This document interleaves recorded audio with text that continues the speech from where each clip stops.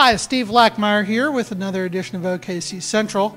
I'm in Bricktown this morning with Kevin Dunnington and with Nathaniel Harding. They're both partners in Harding and Shelton, and they're doing quite a bit of renovations and expansion in what is historically known as the Red Ball Building on the Bricktown Canal. Kevin, tell me a little bit about the history of the Red Ball Building.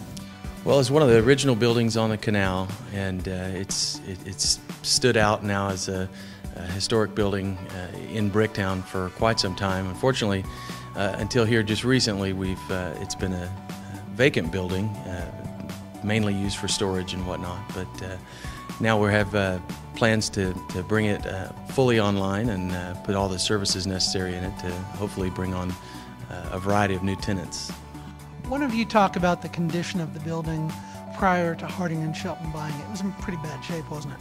Sure, there's a lot of work that had to be done in terms of getting services here and also making sure that we stayed in accordance with historic preservation. And so there was no power that we could get brought in, but we worked with OG&E to solve that issue after a number of years, and that was a big catalyst for us to get elevator service, just to get basic services, power services here, to have modern functionality. So the exterior renovations were completed, but you had some hurdles to overcome. Indeed, yes. The original elevator shaft was not a shaft that could be used for modern day elevators, and so a number of steel headers and concrete poured headers and additional bracing and whatnot had to be installed in order to make that a modern elevator shaft. None of the plumbing services ever existed in this building, so all of the plumbing in this building will be new and tied back.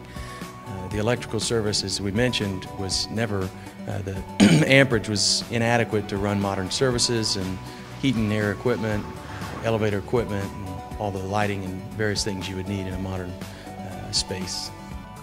Now talk to me about the new tenant you have coming in and the rearrangement of space overall.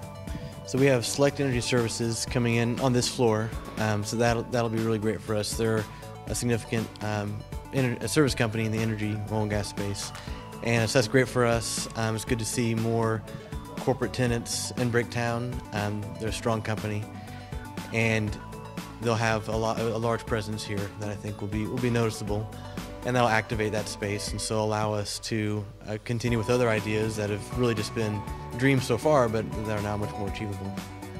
Tell me about the discussions that are ongoing for a restaurant and bar in the canal level, first floor. Yes, we've had some serious conversations, but nothing in writing to activate the downstairs space, what would be the canal level space, restaurant and bar type setup. I think that's closer now that we actually are activating this building, and also the city is doing renovations in Bricktown overall, and there's some focus on this end of the canal in terms of landscaping, slabs, lighting, railing, things that will help tie in and make this end of the canal every bit as attractive as the rest of it. So now, a while back, you all were looking at doing a cleanup and kind of an enclosure on the canal level. Is that still the long-term plan? We'd like to have some space where people can, whether it's kind of a restaurant environment, can sit either outside or just inside at that canal level, overlooking. And so we'd like to have something that can activate, kind of tie in that walkway space with the indoor space. Thank you very much.